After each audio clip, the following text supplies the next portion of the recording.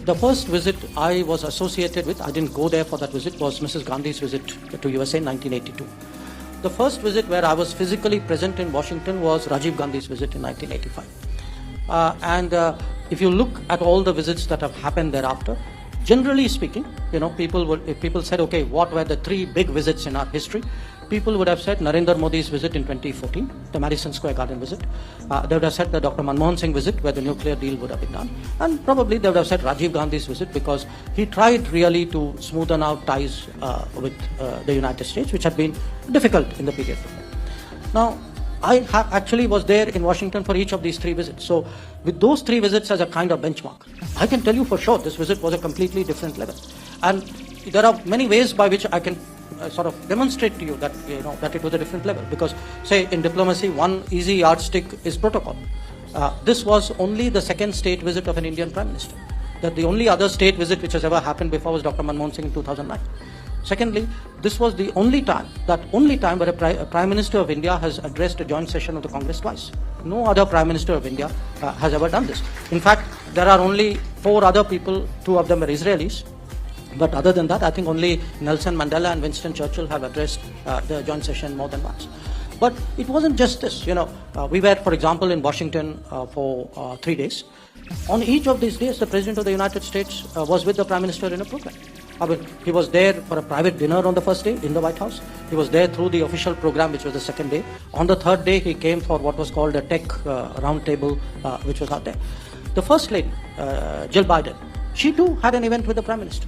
Event on a matter which was very dear to her heart, which was on skills and community colleges.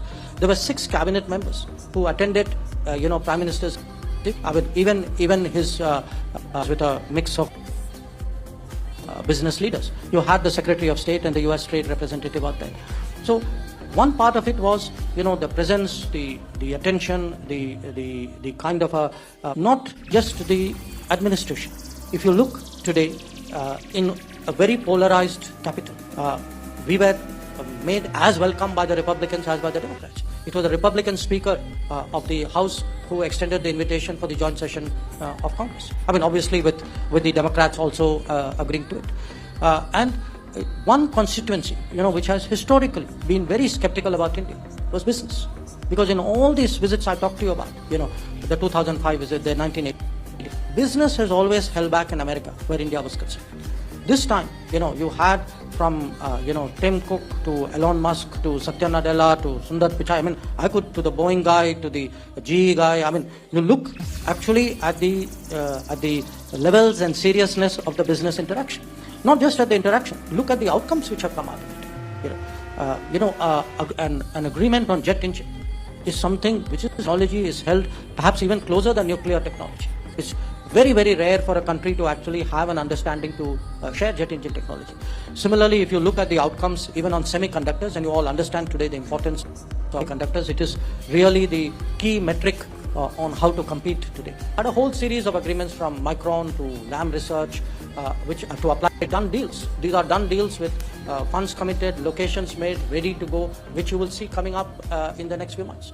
If Google can actually say that, okay, we are moving our global fintech center to Gibson. So, if you look at the administration, the Congress, the business, and the diaspora, of course, I don't even have to say, this time, remember, I mean, we've had rallies in the past where we invited people to come.